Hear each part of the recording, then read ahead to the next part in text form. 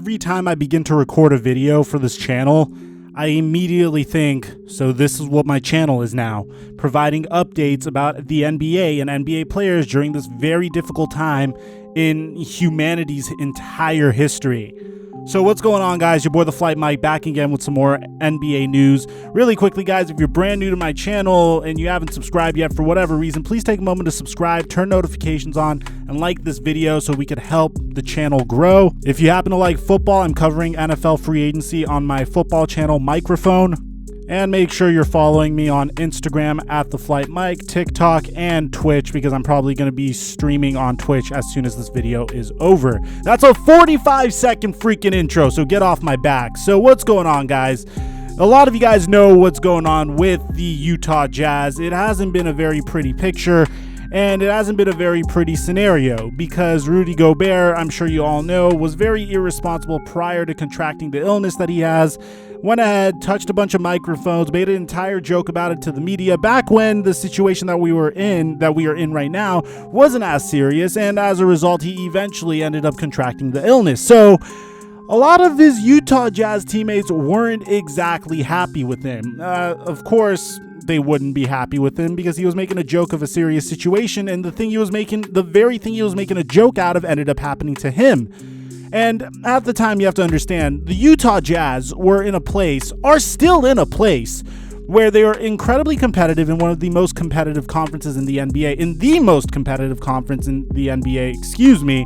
that is the Western Conference. At the time of the suspended NBA season, the Utah Jazz have a 41-23 record, and it really looked good for them. For the first time in years, we look at the Utah Jazz as an actual threat to make it deep in the Western Conference Finals.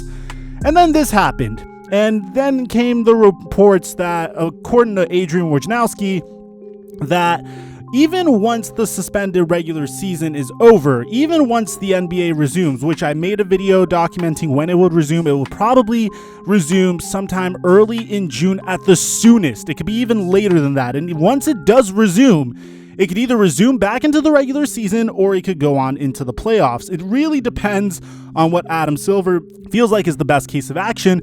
But furthermore, it also depends on when the season resumes. If it resumes sometime in August, then obviously you're not going to have as much time as if it was to resume sometime in June or July. So it's all relative to what happens with our situation currently, and hopefully it's sooner rather than later. But at least for 2 months, we know for a fact, as a result of the recent announcement that at least 50 people or more cannot congregate in the same location, which results in the closing of gyms, restaurants, and other public places, we know for a fact that the NBA season cannot resume until June. But we also were asked, all right, once it does resume, are the Utah Jazz going to be able to get through this situation? Are they going to be able to trust Rudy Gobert after he made a joke of this situation and infected Donovan Mitchell as well? Are we going to be able to move past this as a basketball team? And that's the question I actually asked you guys. So there's been a lot of signs that point towards Donovan Mitchell not being able to get over it. And there's been a lot of reports just trying to hype up and gas up the potential of a split between Rudy Gobert and the Utah Jazz. And I take great pride in being the NBA channel that comes out here and tells you that the media sometimes likes to fluff things up in order to get you guys a story. And this is one of those situations that they're trying to fluff up just so they could get you guys a story. So I'm going to give you guys the news and I'm going to give you guys the truth. So I'm sure you guys know Rudy Gobert immediately took to Twitter and apologized, said he should have taken the situation way more seriously. And I'm sure he definitely feels that way because if you're Rudy Gobert, you're probably opening up Twitter to a bunch of hate tweets to yourself. If you're opening up your Instagram and you go into Rudy Gobert's latest picture, I haven't done this myself, but I'm sure there's a decent amount of people at this guy's neck because a lot of us, myself included for a brief period of time, were pointing the finger at him for the cause of the suspended regular season. Everything was fine and dandy until someone in the NBA caught the illness. And of course, that's a very unfair thing to say because eventually things trended to a direction where they are right now. And Rudy Gobert was just the first domino to fall. If it wasn't Rudy Gobert, I'm confident it would have been someone else. And of course, we don't know who infected who. It could have been Rudy Gobert infecting Mitchell. It could have been Mitchell infecting Rudy Gobert. Now, here's what's interesting. after Rudy Gobert gave his apology to the fans, and after Donovan Mitchell responded and gave his update to the fans saying that he's okay, he's isolating himself, he's just relaxing, playing some video games, although he's feeling a little bit lonely, he's looking forward to getting back to playing basketball. That's pretty much what Donovan Mitchell's response was to the entire situation. Donovan Mitchell also did us a favor and completely shut the door on any potential beef with the other franchise cornerstone of the Utah Jazz, and that's the Stifle Tower that is Rudy Gobert, which is very important. You have to understand that Rudy Gobert and Donovan Mitchell compose a very unique nucleus that is the Utah Jazz.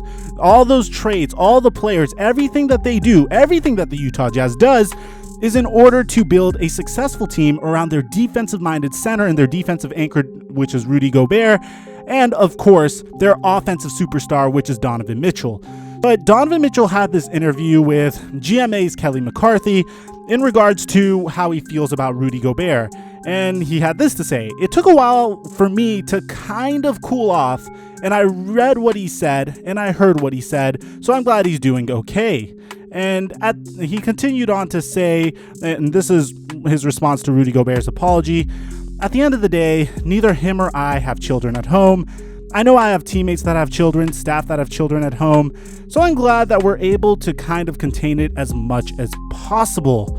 So it seems as if Donovan Mitchell is looking at the bigger picture, and it seems as if Donovan Mitchell is beginning to cool off about the situation. Of course, initially when you hear that you contract the illness, that you probably are going to be in a little bit of shock, but it appears that Donovan Mitchell is ready to slightly move on. He doesn't have as much animosity. At first, he was very upset at Rudy Gobert for, Rudy Gobert being a little bit immature and irresponsible about the situation.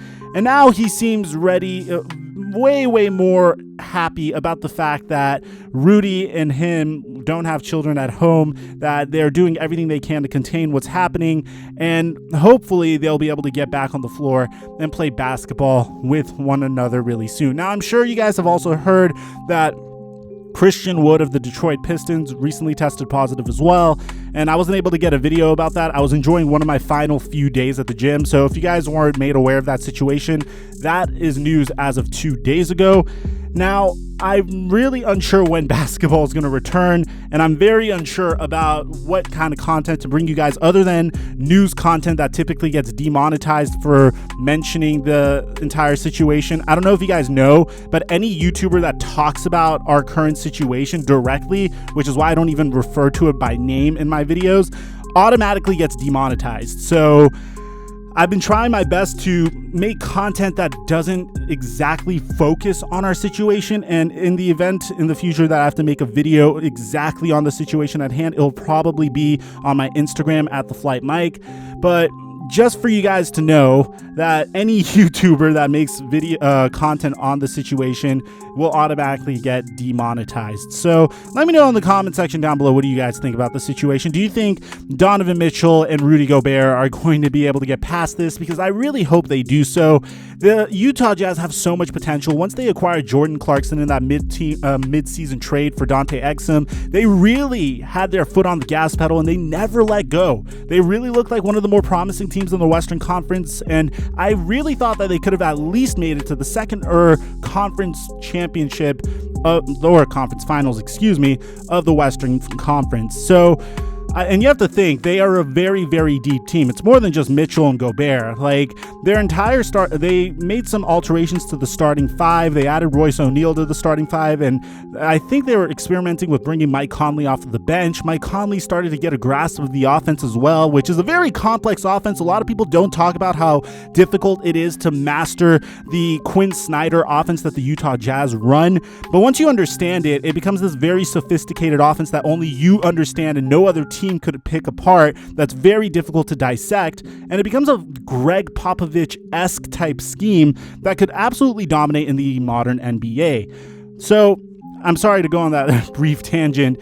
So for lack of, to summarize what I'm saying, do you think Rudy Gobert and Donovan Mitchell will be able to move past this? Do you think this is the end of the Utah Jazz? Do you view this video as an official apology accepted from Donovan Mitchell to Rudy Gobert? Or do you think Donovan Mitchell is just focusing on something bigger than what is currently going on? Do you think he's more focused on the scope of humanity as opposed to the scope of basketball, that he's accepted the situation that he's in and no longer wants to expend energy on being mad at Rudy Gobert? Or do you think that once the regular season resumes, that these two are not going to be able to get along and they have irreconcilable differences? Make sure you guys are following me on Instagram, Twitch, and TikTok. I'm going to be live streaming as soon as this video is live. I'm your boy, TheFlightMike, and I will be keeping you guys updated with as much content as possible about our situation. Love y'all, man.